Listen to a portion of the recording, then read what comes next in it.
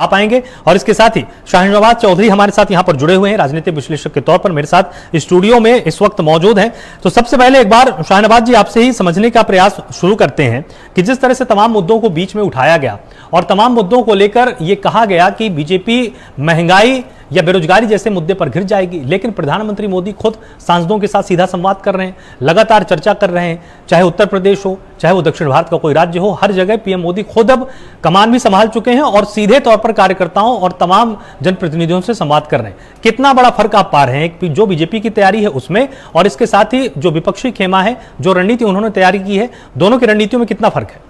देखिए, सबसे पहले तो आपका आभार और बहुत बढ़िया विषय पर आपने डिबेट रखी है। ये भी क्योंकि आजकल जिस तरह की डिबेट चल रही है उसमें तो मुझे लगता है कि असली विषय छूट ही जाते हैं। मैं समझता हूं कि भारतीय जनता पार्टी को एक ऐस तो है, इसमें तो कोई डाउट ही नहीं है, क्योंकि उनके पास 303 सांसद अपने हैं, प्लस एनडीए के पास भी सांसद हैं।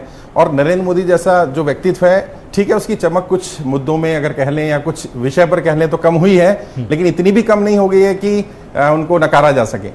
और जो इंडिया गठबंधन बना है, यकीनन उन्होंने नाम रख करके तो एक एज ले लिया है, क्योंकि अब जैसे अभी वर्ल्ड कप होने वाला है तो लोग इंडिया इंडिया चिल्लाएंगे, तो अब वो INDIA वाला और उसमें अंतर कर पाना थोड़ा मुश्किल होगा।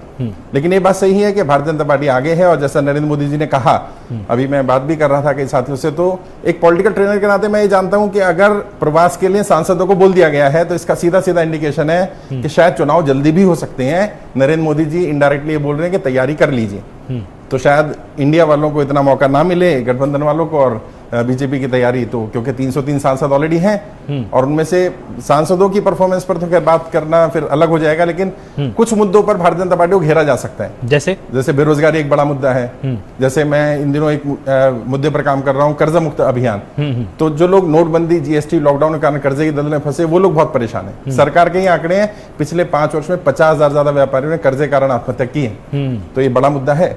और इन मुद्दों पर अगर विपक्ष एकजुट कर पाता है जनता को, क्योंकि जनता तो परेशान है, ये तो बात सही है, क्योंकि व्यापार की हालत खराब है, नौकरियां नहीं है, युवा भी परेशान है, किसान भी परेशान है। लेकिन जो नरेंद्र मोदी जी की मशीनरी है, भारतीय जनता पार्टी का मैकेनिज्म है काम करने का, मैं उसे करीब से जानता हूं। उनके पास बहुत सारे हथियार हैं, या यूं कहें दूसरी भाषा में, उनकी रणनीतियां ऐसी हैं कि वो इन सबको शायद भेद पाएंगे। वो समय बताएगा कितना वो कारगर साबित होती है, लेकिन हाँ, मुकाबला बहुत दिलचस्प होने वाला है, ये तो कन्फर्म है। जी, आपसे एक यहाँ पर प्रश्न पूछना चाहते हैं राघवेंद्र जी, मैं ये जानना चाहता हूं, एनसीआरबी का डाटा, आपके पास आ रहा हूं। एनसीआरबी का डाटा है, पिछले 5 वर्ष में 50,000 ज्यादा व्यापारियों ने कर्जे कारण आत्महत्या की है। पिछले 1 वर्ष में 20,000 ज्यादा व्यापारी अपना व्यापार बंद कर चुके हैं, सुसाइड कर रहे हैं।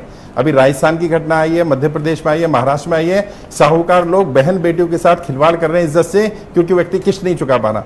तो क्या आपको पता है व्यापार की हालत बहुत ज्यादा खराब है? जो छोटा व्यापारी वो बहुत परेशान है, क्योंकि आप तो जनता से मिलते हैं, तो आपको पता होगा ये बात कि व्यापारियों की हालत बहुत ज्यादा खराब है। लोग कर्जे की दलदल में फंस रहे हैं, सुसाइड करने पर मजबूर है, और सरकार के ही आंकड़े हैं।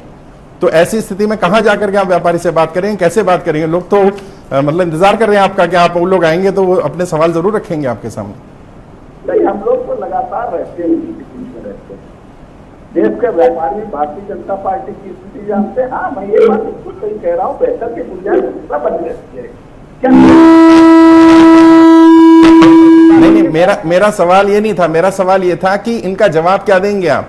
जो लोग व्यापारी सुसाइड कर चुके हैं, सरकार के ही आंकड़े, एनसीआरबी का डाटा, मैं अपनी तरफ से नहीं दे रहा हूं, एनसीआरबी का डाटा है, 50,000 ज्यादा लोगों ने कर्जे कारण आत्महत्या की है। जब उनके यहाँ जाएंगे तो क्या जवाब देंगे उन व्यापारियों को जिनकी बहन बेटियों के साथ, इज्जत के साथ खिलवाड़ कर रहे हैं साहूकार लोग? साहूकार लोग कहते हैं आप किस्त नहीं दे पा रहे तो अपनी बहन को, बेटी को, बीवी को भेज दो। वो व्यापारी क्या करेगा? छोटे व्यापारी की हालत बहुत ज्यादा खराब है। ठीक है, उत्तर ले लेते हैं राघवेंद्र जी।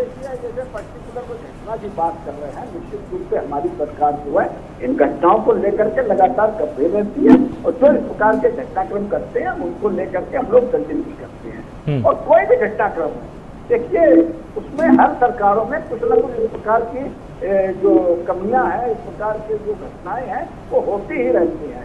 उत्तर प्रदेश की बात करना चाहता हूँ।